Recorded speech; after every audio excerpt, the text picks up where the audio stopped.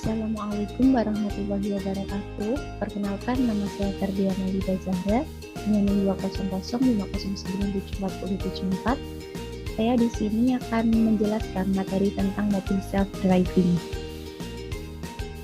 Yang pertama ada topik outline-nya, yaitu ada pengertian, kemudian ada metode, dan yang terakhir ada hasil dan analisa.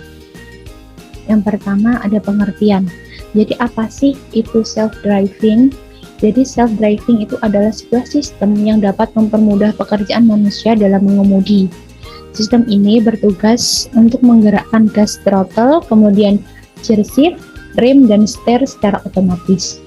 Kemudian ada beberapa metode perkembangan dari self-driving.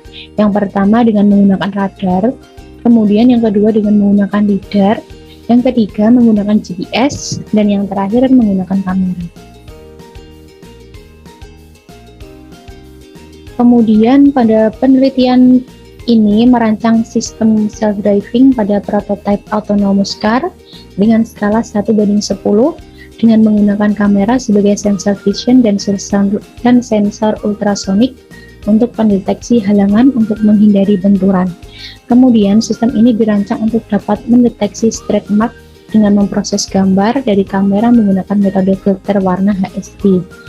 Sistem ini juga berjalan dengan melakukan tracking pada stretch mark dengan menggunakan kontrol PID dengan nilai KI sama dengan 0 untuk mengurangi osilasi. Kemudian pada penelitian ini juga telah berhasil dirancang sistem self-driving yang dapat mengikuti stretch mark dari lintasan yang disediakan. Kemudian parameter kontrol pada PD dari self-driving yang sesuai pada karakteristik untuk self-driving pada pengujian secara trial and error dengan nilai KP sama dengan 1, kemudian KD-nya itu 3 pada lintasan lurus yang menghasilkan performa dengan rising time sama dengan 0,899. Kemudian nilai KP1 dan KD2 pada lintasan menikung yang menghasilkan performa dengan rising time sama dengan 1,381 detik. Variabel color filtering dengan metode HSV untuk mendeteksi stretch mark yang berwarna putih adalah dengan nilai threshold W0179, kemudian saturation-nya 0,30 dan value-nya 200 sampai 255. Yang selanjutnya ada metode. Yang pertama ada perancangan perangkat keras. Jadi perangkat keras yang digunakan dalam self-driving ini merupakan prototipe autonomous car dengan kit RC dengan model Touring dengan skala 1:10. Kemudian prototipe autonomous car self-driving ini dirancang untuk dapat mendeteksi letak dari stretch mark melalui hasil proses gambar yang diambil oleh kamera. Hasil proses dari koordinat deteksi stretch mark dari gambar ini akan dikirimkan ke microcontroller melalui komunitas serial. Jadi di sini microcontroller itu bertugas untuk membaca data koordinat yang dikirim Raspberry Pi dan membaca sensor jarak ultrasonik untuk kemudian diproses dengan metode kontrol PD. Kemudian ada diagram hubungan antara hardware prototipe autonomous car. Dalam perancangan ini menggunakan dua buah sumber tegangan yang berupa baterai LiPo 2 sel dengan kapasitas 2200 mAh. Kedua baterai ini digunakan untuk memisahkan tegangan mini komputer Raspberry Pi agar terhindar dari komponen induktor yang besar seperti motor. Selanjutnya ada perancangan perangkat lunak. Untuk perancangan perangkat lunak yang digunakan untuk program pada microcontroller Atmega 16 ini adalah bahasa pemrograman C. Pada mini komputer Raspberry Pi adalah Python dengan library image processing OpenCV. Kemudian microcontroller sebagai master selalu membaca data sensor ultrasonik dan membaca data dari komunikasi serial. Mini komputer Raspberry Pi ini bertindak sebagai slave yang memiliki tugas untuk melakukan proses gambar yang diambil dari kamera hingga menghasilkan data koordinat objek. Kemudian Interface dirancang untuk mempermudah proses thresholding untuk menentukan nilai variabel minimal dan maksimal dari komponen filtering W, saturation, dan value. Kemudian tampilan interface Windows atau Who Filter, Set Filter, dan Fall Filter menampilkan tag baru untuk mengatur variabel minimal dan maksimal dari threshold masing-masing komponen filtering. Windows Filtering menampilkan hasil jumlah dari ketiga proses W, saturation, dan value menjadi hasil filter akhir HSV yang menentukan objek terdeteksi atau tidak. Setelah objek dapat terdeteksi dari filter HSV, maka selanjutnya akan dilakukan perhitungan koordinat dari objek yang terdeteksi.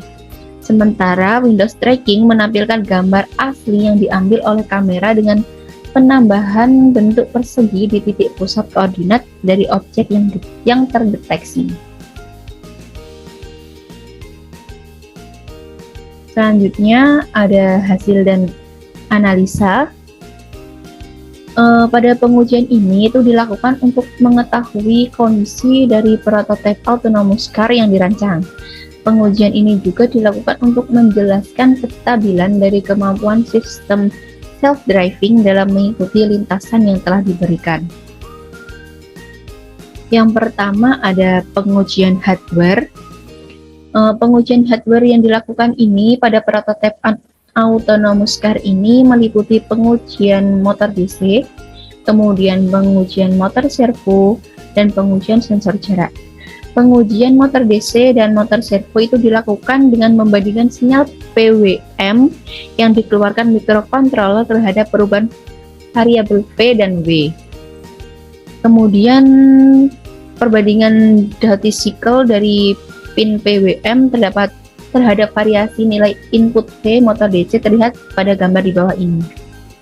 Jadi gambar ini itu adalah gambar dari nilai input V motor DC dari pin PWM.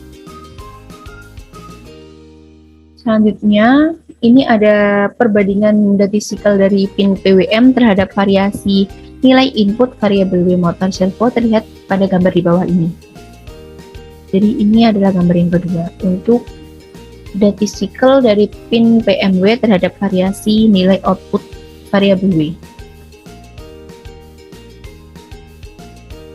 Selanjutnya ini ada pengujian sensor jarak ultrasonik dilakukan dengan mengukur jarak pembacaan sensor dengan jarak sesungguhnya. Jadi sensor HCSR 04 membaca dengan nilai 0 pada jarak 4 cm dari ujung sensor sehingga perhitungan error dikurangi 4 cm. Nilai error rata-rata dari pengujian pengukuran sensor jarak terbesar yaitu 1,28. Kemudian grafik perbandingan pembacaan sensor jarak terhadap jarak sebenarnya dari kelima sensor yang digunakan terlihat pada gambar di bawah ini. Ini adalah gambar sensor jaraknya.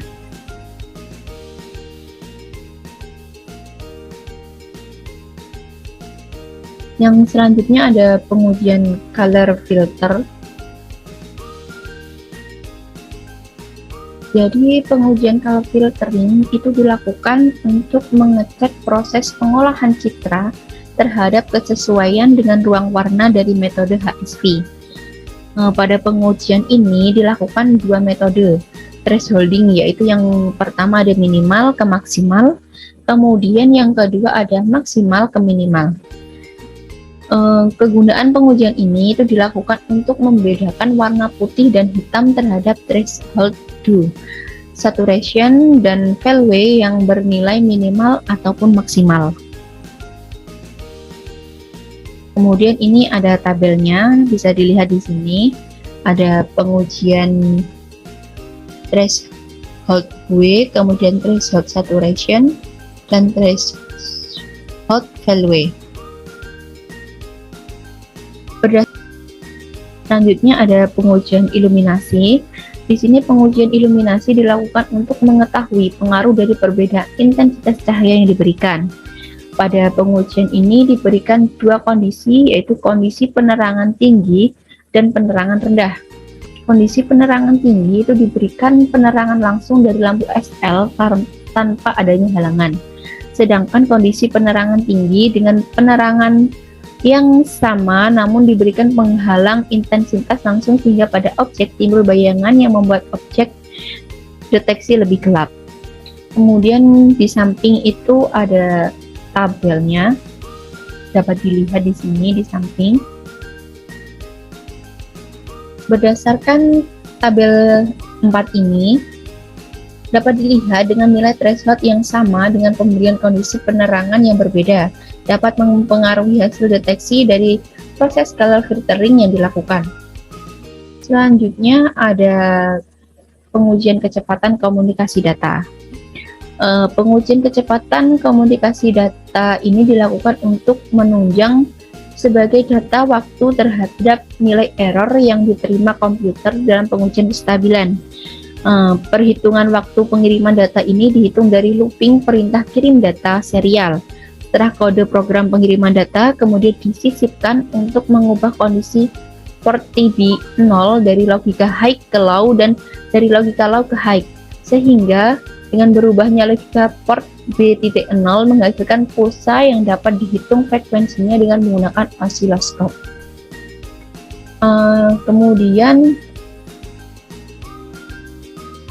berdasarkan pengujian pulsa dari logika perintah pengiriman data serial microcontroller ke komputer didapatkan nilai frekuensi yang terbaca pada osiloskop yaitu 34,19 Hz. Berdasarkan nilai frekuensi yang terukur pada osiloskop, kemudian dilakukan perhitungan untuk mendapatkan lebar pulsa dari satu gelombang pulsa. Perhitungan ini dilakukan dengan menggunakan rumus yang ada di bawah ini. Lebar pulsa sama dengan satu frekuensi sama dengan 134,19, kemudian sama dengan 0,02924 S sama dengan 29,24 ms. Selanjutnya ada pengujian kinematik dan free run. Pengujian ini dilakukan untuk mengetahui kondisi prototipe autonomous car yang diuji dari respon berdasarkan input perintah V dan W. Pengujian ini dilakukan selama 1 detik dengan variasi nilai V untuk mengatur kecepatan dan W untuk mengatur steering. Dari variasi tersebut menghasilkan perubahan pada prototipe autonomous car yang kemudian dilakukan pengukuran perubahan dari titik acuan kepada titik akhir dari sumbu X, sumbu Y, dan sudut rotasi. Ini ada tabelnya, dapat dilihat. Jadi pengujian free run ini dilakukan untuk mengetahui kondisi prototipe autonomous car yang diuji dari respon setelah mendeteksi adanya halangan. Pengujian ini dilakukan variasi nilai V untuk mengatur kecepatan dan menentukan titik deteksi halangan yang menyebabkan motor berhenti putar. Akan tetapi, prototipe autonomous car ini masih bergerak akibat momentum yang dialami dan terjadi free run. Pengujian dilakukan dengan mengukur jarak free run terhadap variasi nilai VWM kecepatan yang diberikan. Kemudian ada pengujian kontrol kestabilan PD. Pengujian ini dilakukan dengan menggunakan metode PD trial and error. Karakteristik kontrol yang ingin dicapai yaitu memiliki rising time yang paling cepat, tidak berosilasi dalam waktu dekat, dan memiliki toleransi error yang kecil. Pengujian kestabilan ini dilakukan pada 2 kondisi yaitu A dan B. Pengujian kestabilan pada lintasan A dilakukan dengan 8 kali percobaan untuk mendapatkan variasi perubahan terhadap variabel kecepatan PWM, nilai konstansa proporsional, konstansa integral, dan konstanta derivatif. Kemudian kestabilan pada lintasan B dilakukan dengan 4 kali percobaan untuk mendapatkan variasi perubahan terhadap variabel kecepatan PWM, nilai konstanta proporsional, konstanta integral, dan konstanta derivatif. Baik, sekian presentasi atau penjelasan yang dapat saya sampaikan. Apabila ada kurang dan salah-salah kata, saya mohon maaf.